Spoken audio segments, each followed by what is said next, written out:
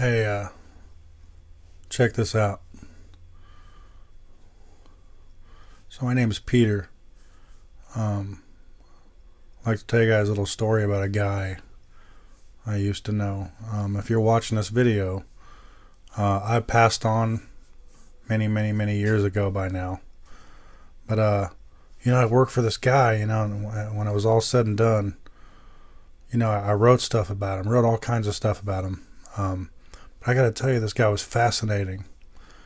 And one day, I want you guys to listen closely. This is it blows my mind when I think about it. But one day I'm fishing because I was a pretty good fisherman. That was kind of my deal.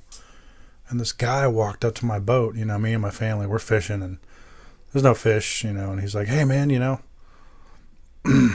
give it a shot." I'm like, "Man, there's no fish out here." And so the guy was crazy. I crazy guy, and so I'm in the boat, and he's crawling out in the water. I'm like, "What are you doing?" And he's like, "Pull me in." And I'm thinking, this guy's crazy. So I pull him in, pull him in the boat. Everything seems fairly normal. And I've heard rumors and stuff. And I tell you, after the fact, this guy, basically he got my boat and kind of waved his hand around the water. And like fish were just like filling up the boat and the nets and just over and over and over both the boats. And it was crazy. It was more fish than I could ever, I could fit. And the boat started to sink. It was that crazy. There was fish everywhere. And so, at that time, I'm like, this guy, there's something off about him.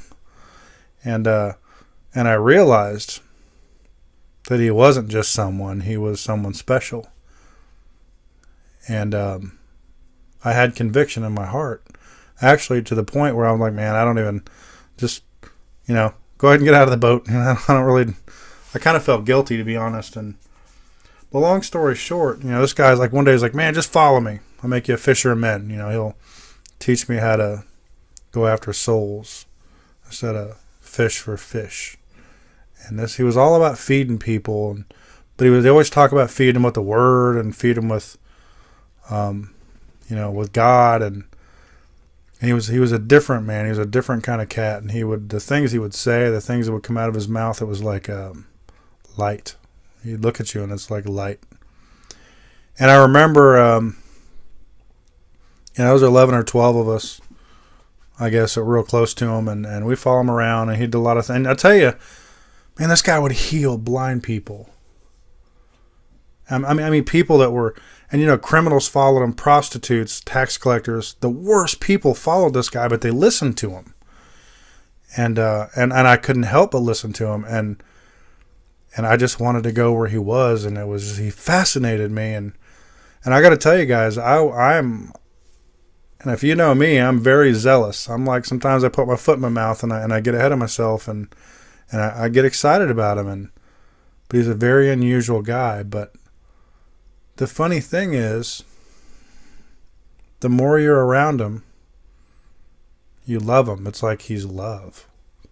It's like he just is love. And we had a lot of conversations, and he started to trust me. He really trusted me, and I remember the day that we knew he was going to go off to die, and he told us, and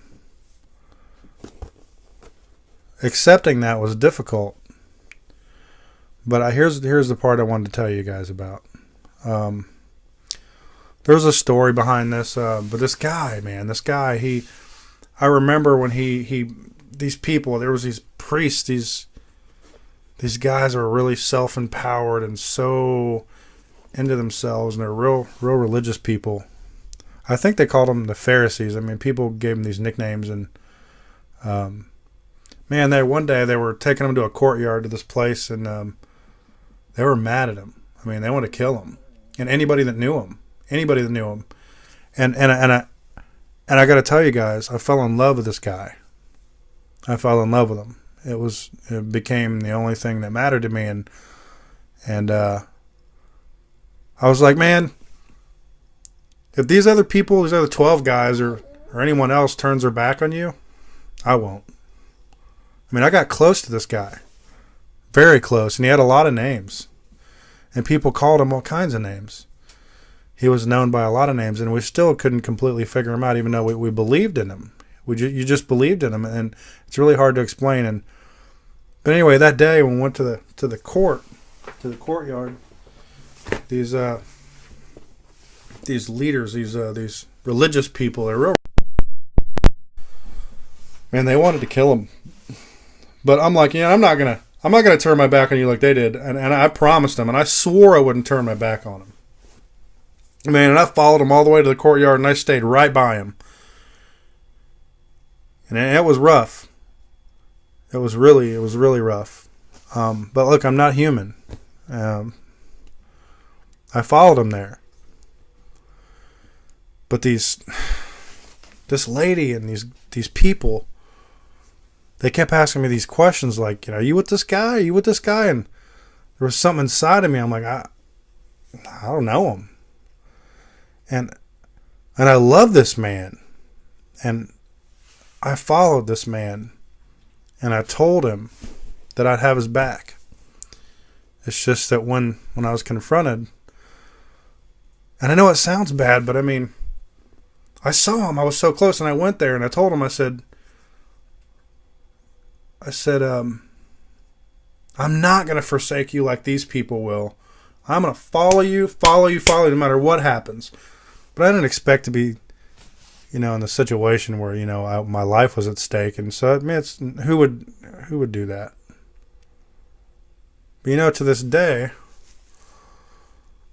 I got to tell you, the thing is, he should have hated me. Because I did. I couldn't. I was afraid to admit that I knew him. I guess someone maybe recognized me, and I tell you, like 2 or 3 different times, I denied him, and I'm not proud of it because I loved him. He taught me. He was special, and the more I think about it, it's really hard to tell the story because the funny thing is, he had all the right in the world to hate me. And for that matter, he asked me like 3 times. And he used to call me, I was known as Simon. Yeah, that was my name. But this guy, he called me Peter, the Rock. I guess he knew I had a bigger plan, or he had something he was going to do with me. It's almost like he was designing me for something major, almost like a test.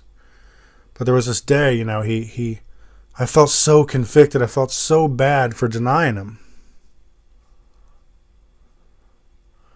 And then here's the craziest part. The craziest part is, all he did was ask me if I love him.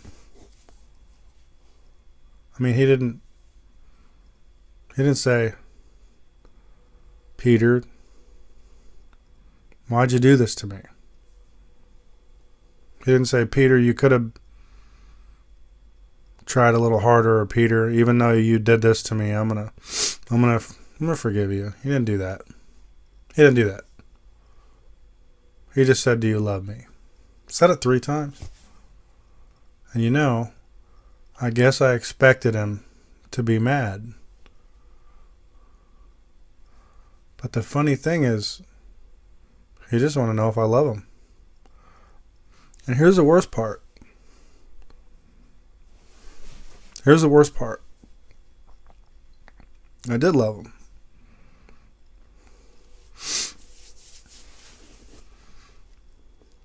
I can't get that off my chest when I think about it. And he shouldn't have loved me, but he did. But the part that stays in my soul every day that I serve him was that they killed him.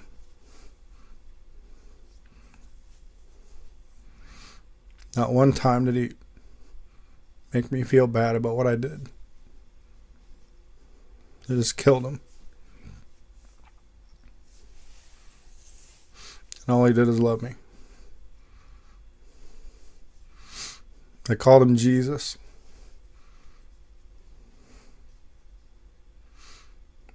And he saved my soul. And he'll save yours too. I just want you to love him.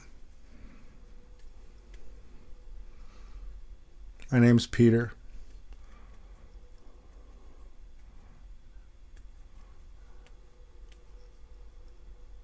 I just wanted you to know.